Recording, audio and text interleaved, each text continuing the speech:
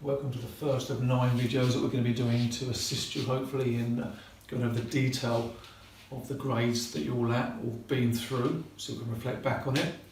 We're going to use the study sheets as you've been given them to run through it and help you and assist you. So starting with grade 9, white belt.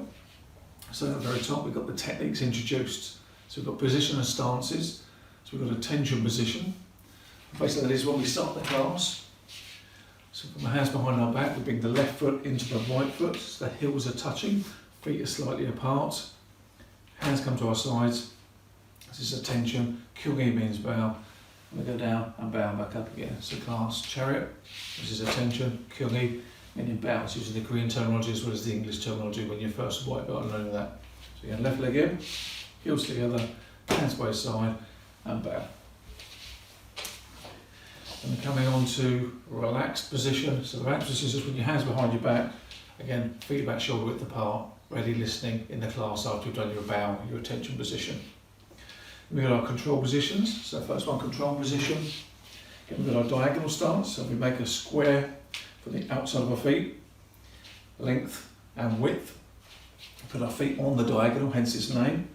And then we just angle slightly. So we've got a position of an angle against our opponent with our guard up. Leading hand wants to be shoulder level with the fist closed. Your hands can be up by your face. Just to remind you again, the hands open with all the fingers up. Put the thumb on top and keep it nice and protected and strong. So again, shoulder level leading hand, leading leg.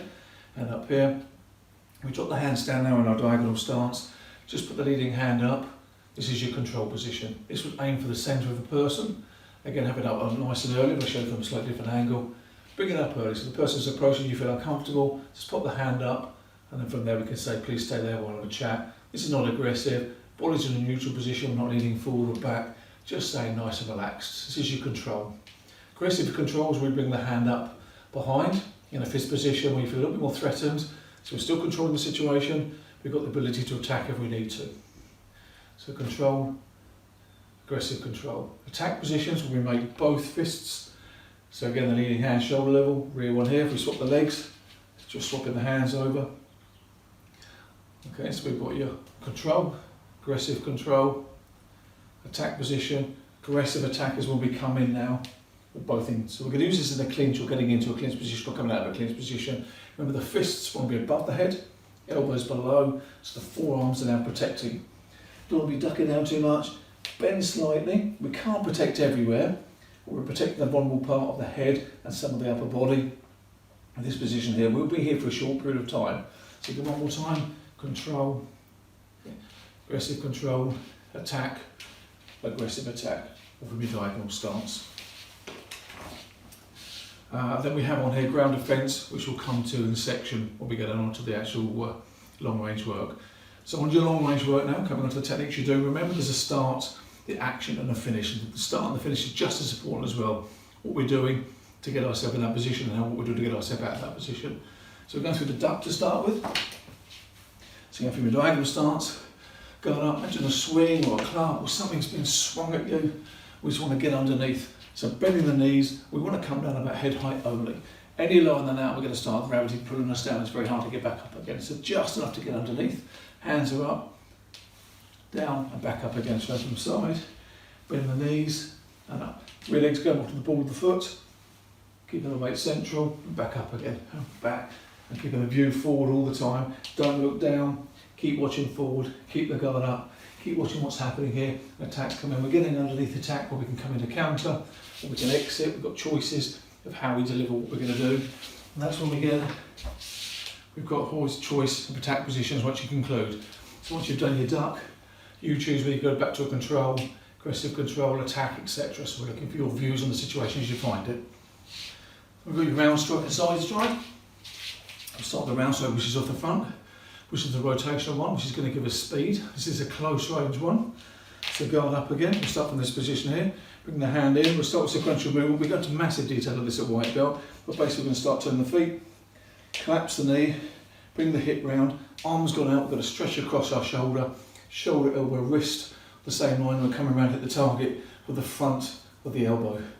Hit the target roughly in line with your nose, follow through, looking over your shoulder and relaxed. So coming round and through. Nice and relaxed. On the side here, pulling through, so again the weight's coming backwards, give myself space, hit the target, follow through and relax. Shoulder, elbow, wrist in line and follow through the target. Side strike, as it suggests, out to the side, gives us more room for opportunity now where we can step in and hit the targets. This is a longer range attack.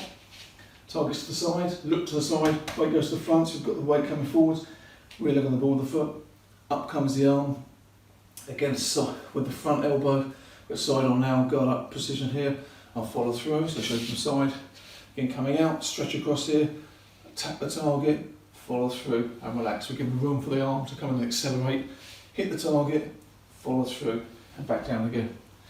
Bang and through. Excellent. And the last one for this long range is the knee. Upward knee, front and rear. And we're grabbing hold of the person's shoulder, clothing, whatever, pulling the upper body down.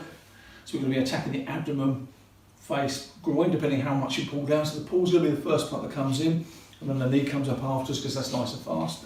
Kicking with the knee, top part of the knee section here.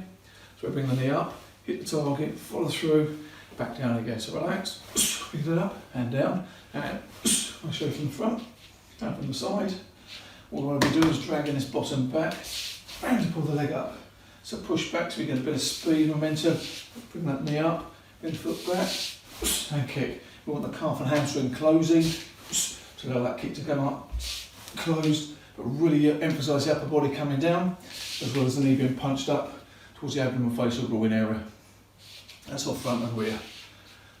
Now we've got your close range work, which is our clinch and our grab.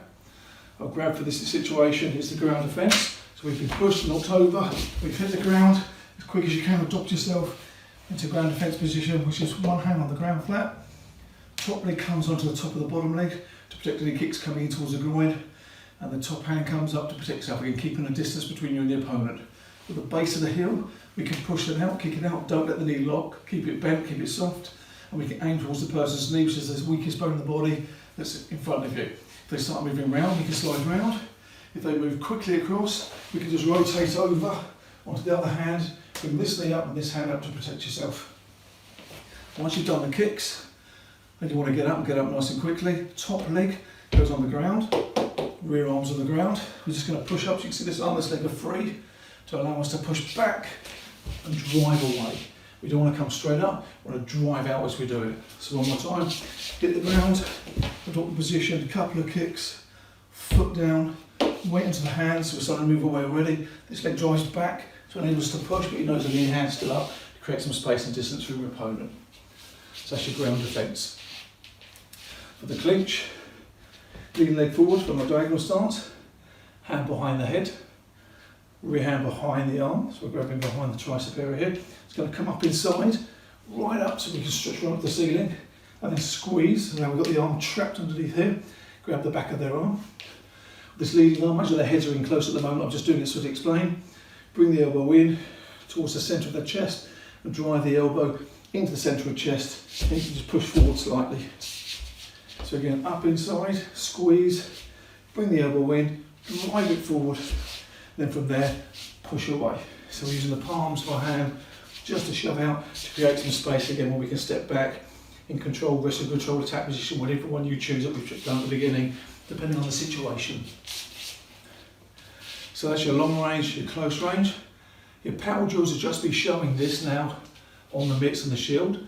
Power drill 1 will be working with your hands, power drill 2 with your kicks, power drill 3 will be moving around. Just remember a little basic thing for when we've got the mitts, one hand out in front, one to the side, again well away from your face. Don't have them here so someone's going to hit them. Then we just rotate it round so that allows the person to do a round strike and a side strike again away from your face. With the shield holding it tight against the body, side on, so the shield's here.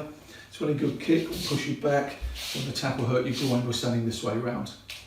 The power drill 3 will be moving around where you're swinging those mitts to the person intermittently, then putting them back up, preferably in this position to give them a round strike, a side strike. They can duck, you can do your techniques towards the mitts or towards the person. Please don't hit the person, you've got the opportunity now to move around and show your techniques. We want to consider your stepping now, so we've got the slide step coming back, where the direction you want to move in, that leg moves first, Then the other leg follows, keeping the shoulder width all the time, or the full step. We go all the way back to create the space as quick as we can, and we can move a little faster. Remember, the full step's just got one motion, whereas the slide step has got two motions. So it depends on the distance you've got between you and your opponent and the time you have available to deliver it. So those are your power drills. Your sparring will be, you've been shoved to the ground, hit the ground, ground defence, couple of kicks, get yourself up and out, and then they'll come attacking you with mitts. You'll be moving around, ducking and doing your counter attacks. So we'll just combine those two levels together, your power drill 3 and your ground defence together for your sparring. Pre-defence, the last thing will be again, someone coming towards you, you're going to control them, shove them away, and either counter attack or choose to come away. If you choose to come away, you can just sort the situation out. Remember, back away from the person first, then turn and go. Never just turn your back straight on them. Give yourself some space, create some safety for yourselves. So again, think of a traffic light system, green, amber, red. Red means you feel really threatened, you've got to deal with it straight away, maybe with violence. Amber means you feel some fear of danger, but we can control it in our situation with discussion, with the control positions. Green means you feel, okay, things are going on, but I'm happy at the moment, but I'm still ready with my stances and put my hand up if I need to be. So we've got to gauge where you feel you are. That's your choice and how you're going to deal with it. Theory will be for 13s and over, but we do give it for everybody. The 13s and under won't be marked on it, but we're just looking for your knowledge of what you've learned, why you've learned it, etc. So remember at ProMai, we try and split it down, that we've got techniques that we learn, i.e. round strike, and then tools that we use, i.e. the front of the elbow. A lot of martial arts will just do a punch and call it four-fist punch and describing the technique by the tool. We split it up as that becomes very confusing. So when we describe the technique, the kick, the upper kick, but we're using the knee as the tool. Round strike, using the front of the elbow as the tool. So when you see your tools and your techniques on there, hopefully you can distinguish between the two, put them together and understand why we've done that, but please ask us if you're not sure. So that base is an overview of grade 9 white belt. See you soon. Thank you very much.